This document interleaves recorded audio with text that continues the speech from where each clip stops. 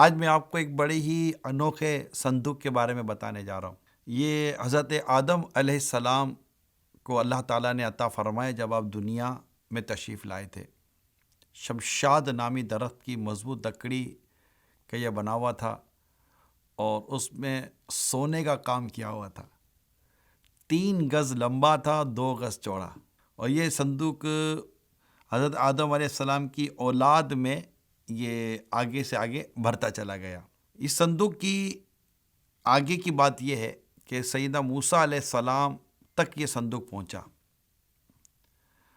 اب یہ صندوق کیا تھا اور اس صندوق میں کیا تھا، یہ آپ کے ذہنوں میں سوال آ رہا ہوگا۔ بتاتا ہوں۔ پہلے تو یہ سنیے کہ اس صندوق میں کیا تھا۔ آئے ہے اس صندوق میں تمام انبیاء کرام علیہم السلام اور ان کے مکانات کی تصویریں تھیں۔ اللہ کے آخری نبی محمد عربی صلی اللہ تعالیٰ علیہ وآلہ وسلم اور آپ کے مقدس مکان کی تصویر ایک سرخ یعنی لال ریڈ یاقوت میں تھی۔ اس تصویر میں آپ صلی اللہ تعالیٰ علیہ وسلم نماز کی حالت میں تھے، جبکہ آس پاس صحابہ کرام علیہم رضوان موجود تھے۔ ہاں، یہ بتاتا چلوں کہ یہ تصویر قدرتی تھی، کسی انسان کی بنائی ہوئی نہ تھی۔ پھر حضرت سیدنا موسیٰ علیہ السلام کو یہ صندوق ملا تو آپ اس میں اپنا خاص سامان رکھنے لگے۔ توریت شریف کی تختیوں کے ٹکڑے اس صندوق میں تھے، جنتی لاٹھی، حضرت سیدنا موسیٰ علیہ السلام کا لباس مبارک، حضرت سیدنا ہارون علیہ السلام کا امامہ اور ان کی لاٹھی مبارک، حضرت سیدنا سلیمان علیہ السلام کی انگوٹھی، اور بنی اسرائیل پر جو من و سلوہ نازل ہوتا تھا ان میں سے من بھی اس میں موجود تھا۔ تو یہ اس صندوق میں کیا تھا، اس کی میں نے کوئی تفصیل آپ کو بیان فرمائی ہے۔ اب یہ کہ صندوق کو کیا کہتے تھے، نہیں، پہلے میں بتاؤں گا صندوق کے فائدے کیا تھے۔ اس صندوق کے فائدے جو قرآن کریم کی تفاسیر اور دیگر کتابوں میں لکھا ہے، تو حضرت سیدنا موسیٰ علیہ السلام جنگ میں اس صندوق کو آگے رکھا کرتے تھے۔ اس سے بنی اسرائیل کو سکون نصیب ہوتا تھا۔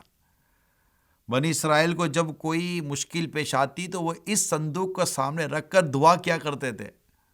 دشمنوں کے مقابلے میں اس کی برکت سے فتح یعنی کہ فتح حاصل کرتے تھے۔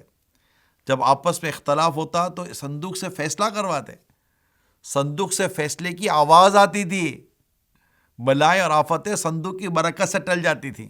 پھر جب بنی اسرائیل اللہ عز و جل کی بہت زیادہ نافرمانی کرنے لگے تو کچھ یوں ہوا کہ قوم عمالقہ کہ بہت بڑے لشکر نے ان پر حملہ کیا اور ان کی بستیوں کو تباہ کر دیا، اور یہ انوکھا صندوق لے کر وہ چلے گئے۔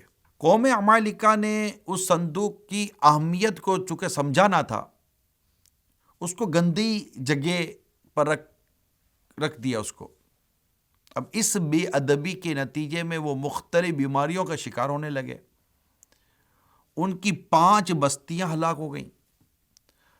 اب انہیں یقین ہو گیا کہ یہ سب جو کچھ ہمارے ساتھ ہو رہا ہے یہ اس مقدس صندوق کی بے ادبی کا نتیجہ ہے۔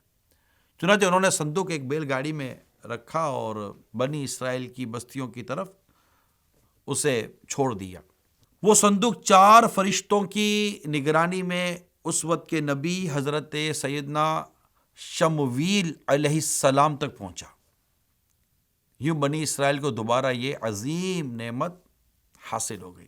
اس کی مزید تفصیل میں یہ بھی ہے کہ حضرت امام مہدی رضی اللہ تعالیٰ عنہ جب تشریف لائیں گے تو اس مبارک صندوق کو فلسطین کے تبریہ نام کی جھیل سے، یا ایک قول کے مطابق ترکی کے شہر انطاکیہ کی کسی غار سے آپ نکالیں گے۔ آپ سوچ رہے ہوں گے کہ یہ کون سا تابوت ہے، یہ کون سا صندوق ہے، تو اس کو تابوت سکینہ کہا جاتا ہے، جس کا ذکر پاک سورہ بقرہ کی آیت نمبر 248 میں بیان کیا گیا ہے۔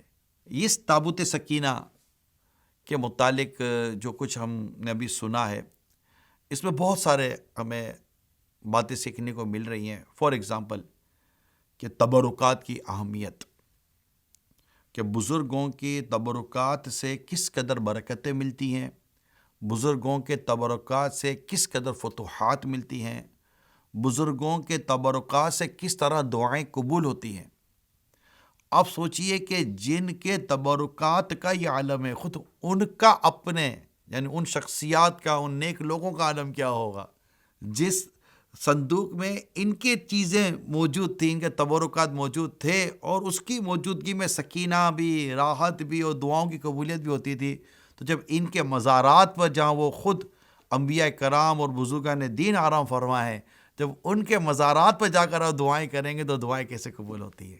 دوسری بات جو ہمیں ایک اہم بات پتہ چلی کہ آپ دیکھیے کہ ایک قوم نے اس تبرکات کی بے ادبی کی، ان پر کیسی مصیبتیں آئیں، تو پتہ چلا کہ تبرکات کا ادب کرنا چاہیے، اس کی بے ادبی نہیں کرنی چاہیے، کہ اس کی بے ادبی کی وجہ سے بہت ساری مصیبتوں پریشانیوں میں گرفتار ہونے کا خطرہ ہے.